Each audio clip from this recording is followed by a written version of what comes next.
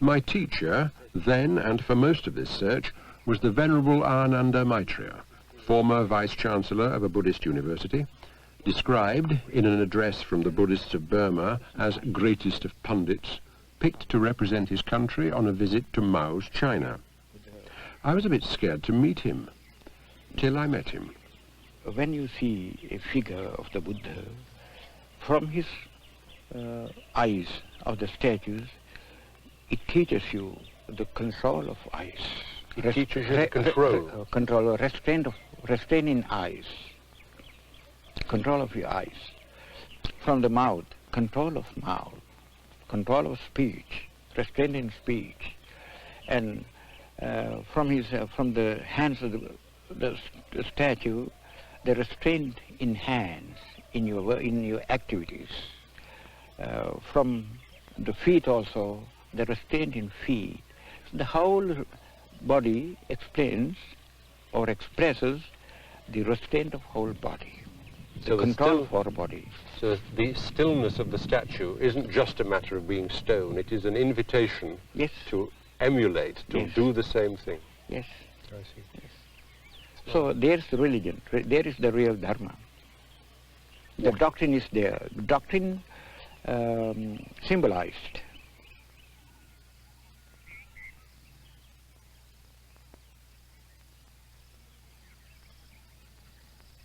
Ananda Maitreya lives in deliberate simplicity about 10 miles from Colombo.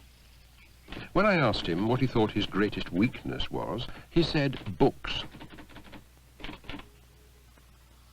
From his little house, he's planning a Buddhist study center for interested foreigners. In the meantime, he writes and teaches and receives visitors.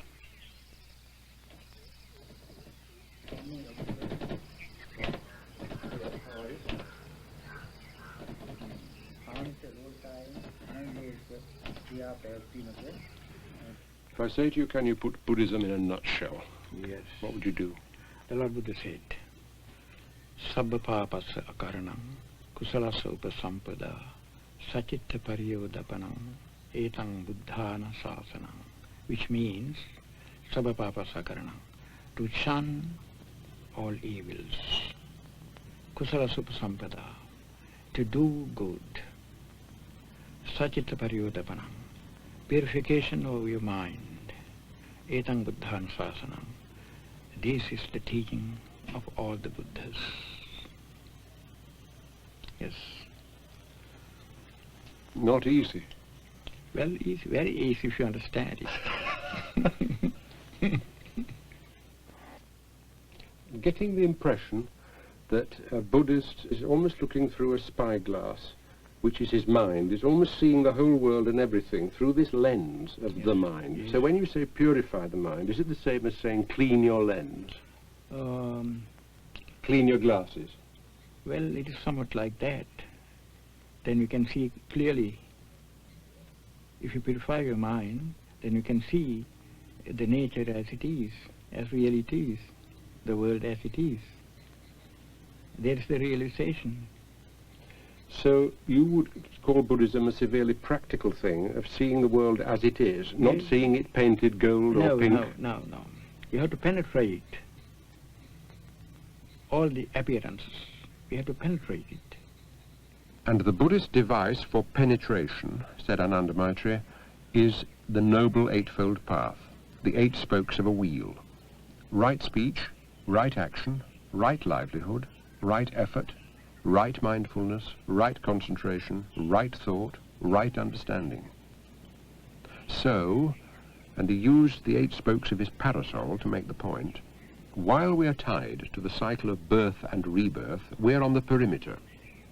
As we take the Noble Eightfold Path, we move, bit by bit, down the spokes to the still point at the center. No more birth, no more rebirth, nirvana.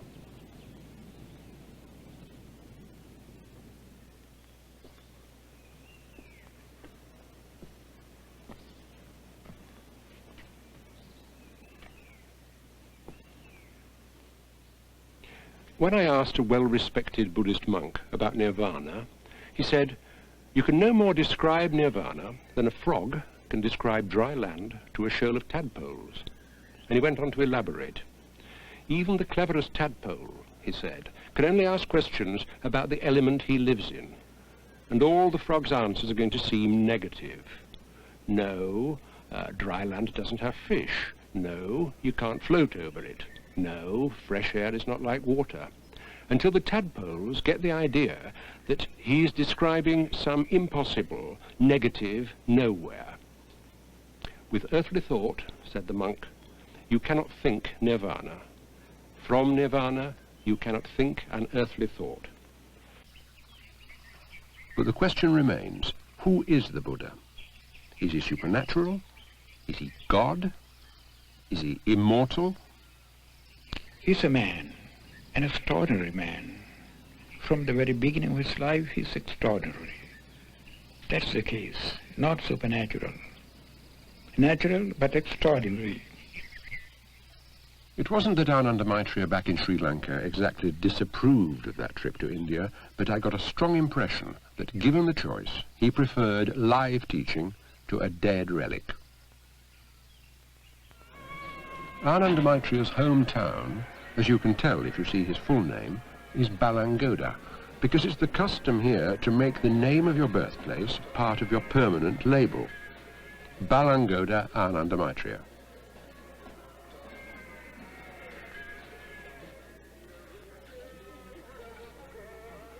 He took me to the local temple to see the monk in charge, a man in his 90s. He's a great friend of mine. How is he? Yes, yes. When I was about 13, in my school days, from my school days, yes. He was a great friend of mine. He's much elderly. Yes.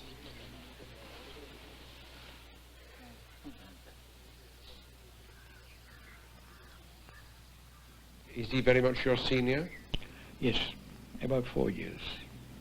The seniority is calculated from the day that you are ordained.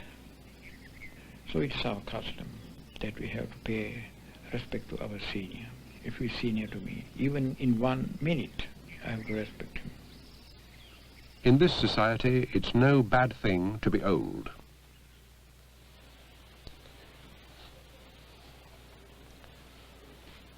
Who is this?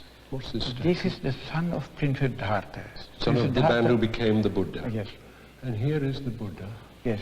And he's very tall. Yes. Why is he so big?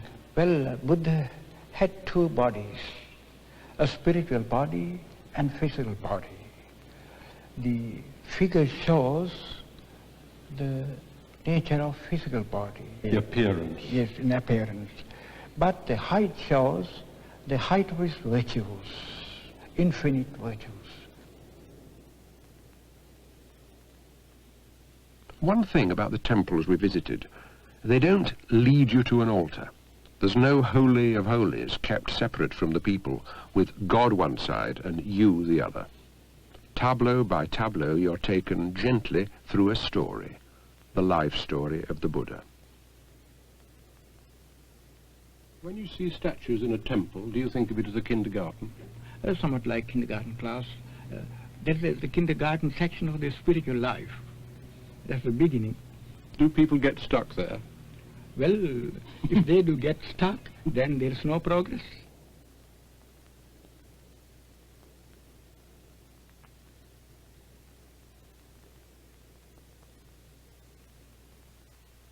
This is a fledgling relative of the Buddha with his parents. He's been a novice monk for 1 hour exactly. If, after 5, 10 or 50 years, he decides to disrobe, nobody's going to stop him. So the events of an hour ago weren't as final as they looked.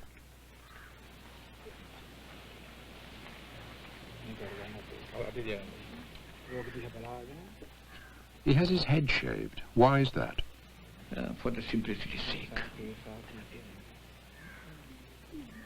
While the shaving happens, the candidate is made to hold and look at a clipping of his own departing hair. It's his first lesson in meditation, they told me.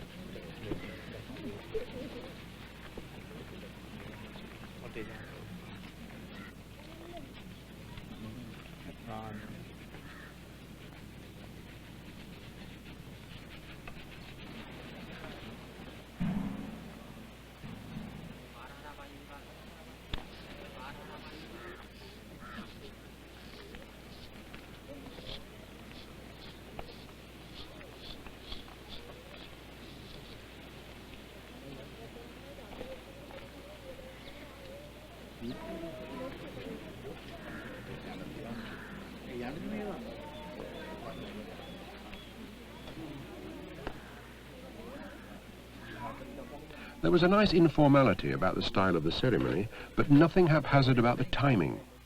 It happened at an hour and on a day that was astrologically exactly right. From Buddhist point of view, best astrological moment is when your mind is strong enough, full of self-confidence and energy. Nevertheless, the astrological calendar had been consulted.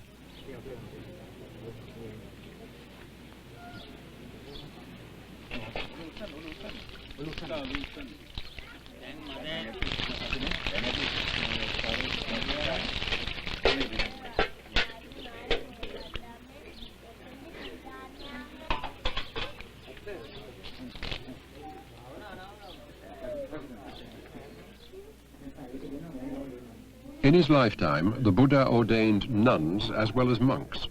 At the moment, there are 15,000 monks in Sri Lanka and no ordained nuns, though there are moves from time to time to re-establish them.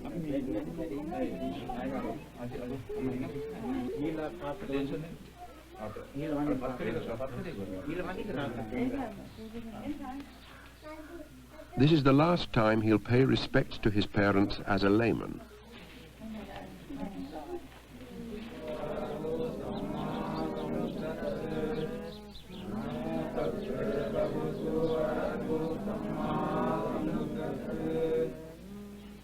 Buddhang saranang gacchami, Buddhang saranang gacchami, Dhammang saranang gacchami, Dhammang saranang gacchami, Sanghang saranang gacchami, Sanghang saranang gacchami. The ordination proper begins with the 3 refuges. I take the Buddha as my refuge, I take his teaching as my refuge, I take the community of his disciples as my refuge.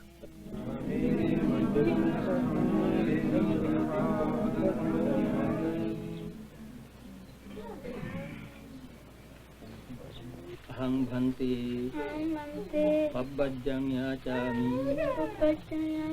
dutiyampi, ahang bhante, pabbajjang yachami, tatiyampi, ahang bhante, pabbajjang yachami, pabbajjang yachami, yachami. The language he's having difficulty with is Pali. That's the language of the earliest Buddhist scriptures. These are his new robes. Okasa, sabba dukkha nissarana, nibbana satchikaranathaya, imang kasavang, gahitva,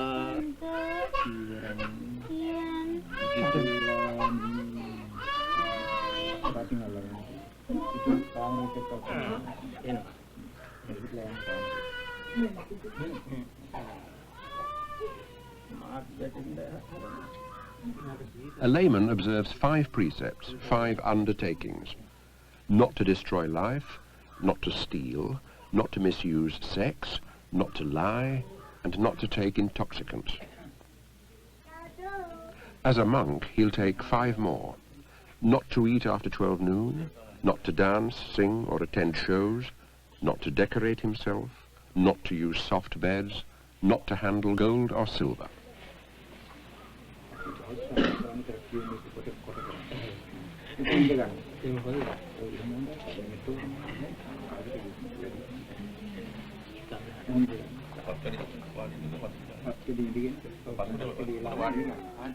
I asked Ananda Maitreya if ordination gave a man any special powers.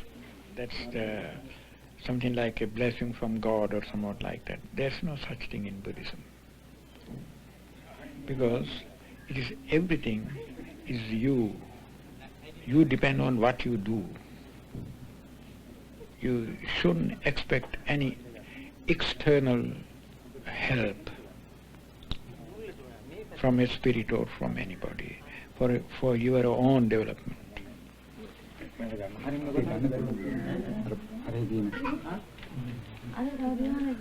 Now, and the boy himself could scarcely believe it, The parents and grandparents he'd bowed to 10 minutes earlier queue up with presents and bow to him. With regard to spiritual life, the boy is higher than the parents. Spiritually he is higher. Parents know this.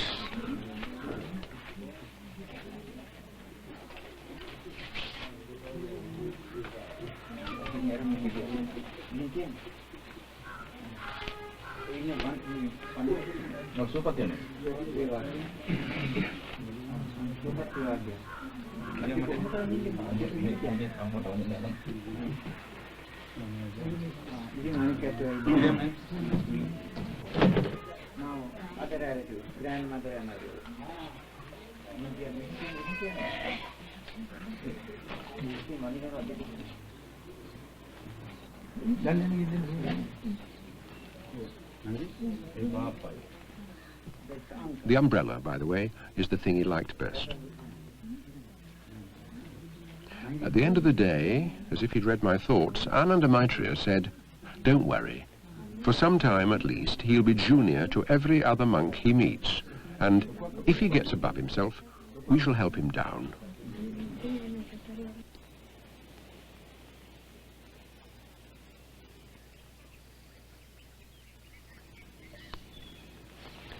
A word you hear a great deal in talk with Buddhists is the word suffering. Being alive is suffering, dying is suffering, even being happy is suffering. If they're saying what they seem to be saying, Buddhists should have the world's longest and sourest faces. It was a relief to find out that the word you cling on to as you take your first steps in Buddhism isn't simple suffering. It's better translated as unsatisfactoriness, instability, uncertainty. Nothing ever stays the same. I'll try and put it to you as it was put to me. Here am I sitting comfortably in this chair. In an hour's time, I might still be quite comfortable. In 24 hours, I'd be in fair agony. In 24 years, I'd be a cripple, and in 240 years, I'd be bones, and the chair would be looking pretty seeded too. Even if you try to keep quite still and not change, change will still happen, and there's nothing anybody can do to stop it. So, if, like most people, you're a clinging man in a world which never stops changing, what do you cling to? Some would say God. Even the crowd at an English football match sings, "O thou that changest not, abide with me." But Buddhists don't accept the idea of one unchanging, almighty God. The problem, they say, is man's problem. And the Buddhist solution, as far as I can understand it, is you must cling to nothing because there's nothing anywhere solid enough to cling to. And if you can't cling, however much you want to, you're faced with one unthinkable, terrifying alternative. You've got to let go.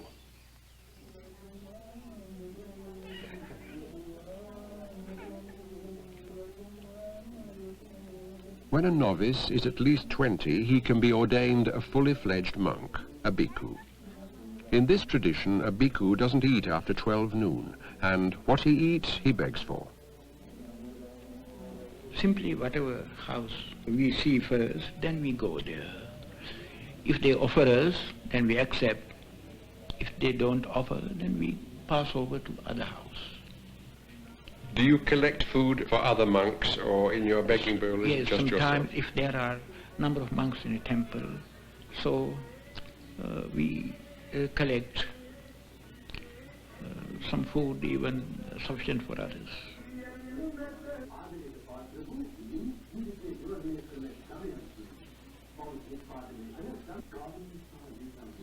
I asked the laymen, the food givers, why they did it. "Giving is the way to get inner wisdom," said one of them. But the rest talked about meritorious actions, gaining merit, like accumulating a store of spiritual riches that will help them to a better rebirth.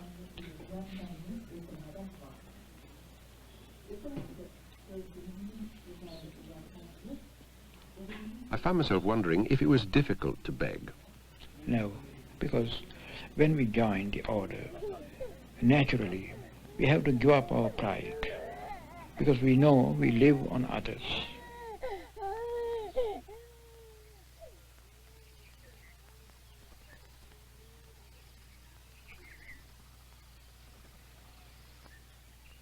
Even with an alien tagging on behind, the pace of the walk was deliberate and the concentration unbroken.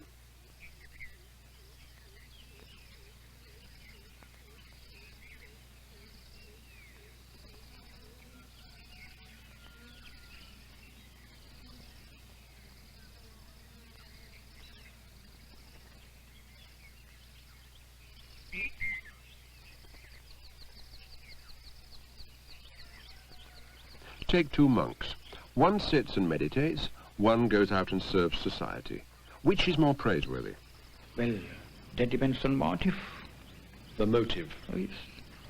According to his motive, either this or that person is praiseworthy. I suppose I wanted him to approve of the bhikkhu who bustled about doing good. When we go on alms begging, if we do it properly, correctly, you have to meditate. You have to extend your loving kindness towards the people who offer you alms. So you have to spread that loving feeling, that loving kindness, feeling of loving kindness towards them. It purifies even in that moment your mind. It is a kind of blessing, mental blessing.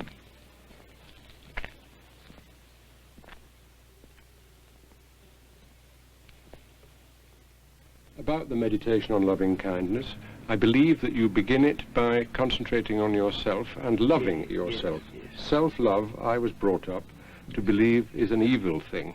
Well, if it stops there itself, then it may be an evil thing, but you don't stop there itself. First you love. It is natural that everybody loves himself better of all other persons. So you have to extend your love. First you have to experience your love on yourself, love for yourself. So you experience your love. Then you have to extend the very same experience towards all other living beings. Can a man who doesn't love himself then not love other people? Well, a man who doesn't love himself never loves others. It is impossible.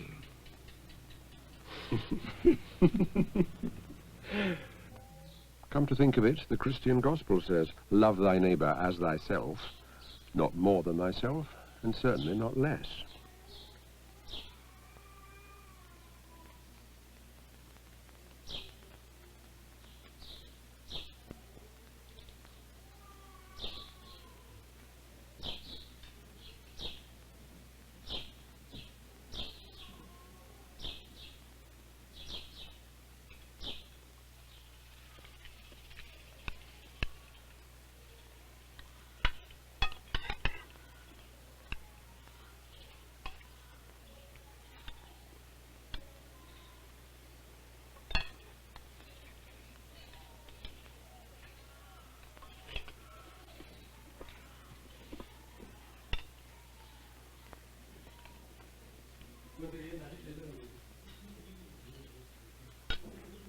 But am I right? The Buddha did require his bhikkhus to serve. Well, yes. For the benefit of the people, for the good of the people, for the welfare of the people. To teach and preach and help the people. So he sent out the first historical world mission. Before that there was no world mission like that. It was the start of a world mission. And a mission, what is more, without bloodshed.